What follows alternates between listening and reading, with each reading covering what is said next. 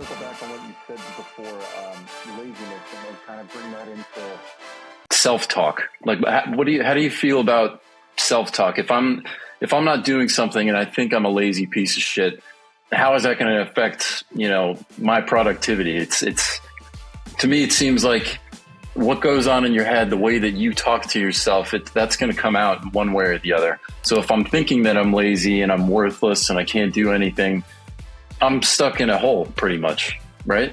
Would you say? Like having a positive self-talk for everything, I think is super important. What do you think about that? Yes, you could have that. Everybody should be at that level of having a positive self-respect. You should have that level of self-respect for yourself, that I'm not going to say negative things to myself. Because imagine somebody comes to you and says that they're having a bad day. How would you respond to that friend or that family member? You're not going to say that you are a useless human being. So if you're not going to say that to a friend, why would you say that to yourself? Right? That's true. But I feel like I noticed it. I was just talking about this book, The Mountain Is You. That book is not groundbreaking. If you read it, then you'll know that there are countless books out there that talk about the exact same thing in different ways. But every now and then, reading something like that, listening to someone out there on a podcast or an Audible, or read a book or watch some YouTube video, that helps. You know those motivational videos out there where Rock just keeps talking and talking from his gym and it feels motivating? Or if you see Rocky Balboa running in the snow and that background music is going on, that's cringe, but sometimes it works. If you are at the gym, if you're on the treadmill, you are at the last 2 minutes and you put that song on, if you put Till I Collapse or by Eminem on, obviously it's going to help you, even though it doesn't make sense, but it gives you that kick. So in such cases, I feel like if you are in the downward spiral of negative self-talk, then you need to force yourself to listen to such things or read such things, because it will help you and get you out of that hole. At least this has happened to me in the last 2 weeks. I've gone through this myself. So just speaking from my experience.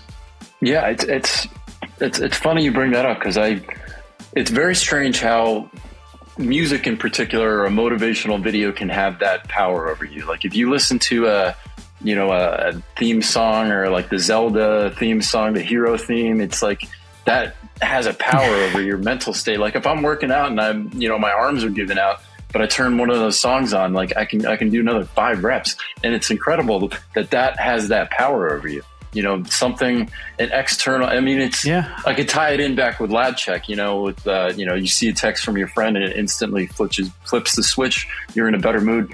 I find it fascinating that you can have an external source have such a huge impact on whatever it is you're doing, particularly music. For me, if I'm working out, or even studying, trying to stay focused, if I turn on something that doesn't have any lyrics, I actually have an app called Endel, which it's really just noises. It's not, I wouldn't call it music, but it's noises that breaks your thought pattern. So you're like kind of forced to stay focused. I've been using it all the time. And it's super fascinating to me. Do you have anything like that you use as a tool for, getting yourself in the zone? EDM music helps a lot. And really? I have a rap rap and hip hop playlist on Spotify that helps a lot. Usually when I go for a run, I'm listening to a podcast or Audible, but when I know that I would need that extra boost in such days, Till I Collapse is how my playlist starts. That's a good one. That is a good one. What do you have to say about if you are in the downward spiral of negative self-talk? How would you get out of it? Is your answer lazy? Call yourself laziness and use the Jocko Willink way, or do you allow to sit in that discomfort? Well, I definitely have a lot of experience allowing myself to sit in that discomfort. But what I found, and it's such an easy fix. I don't know if you follow Tony Robbins, but I went to a Tony Robbins show, I think about 5 years ago.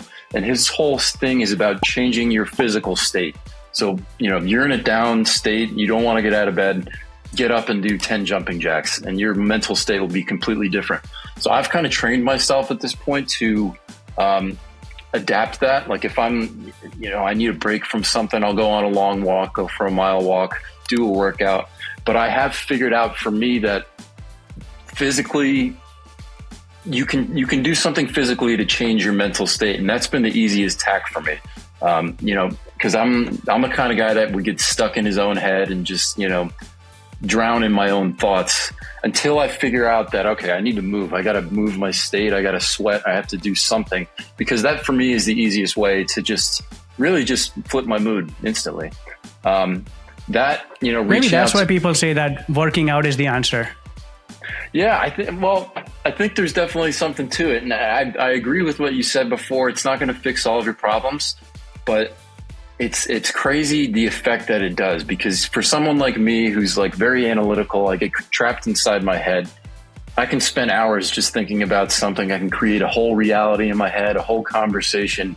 And then I take a step back and realize I need to step out of this. And the best way to do that, the easiest way, is to literally just change your physical state. Break a sweat, go for a walk, do something. That's really my main thing these days, just because it's so easy.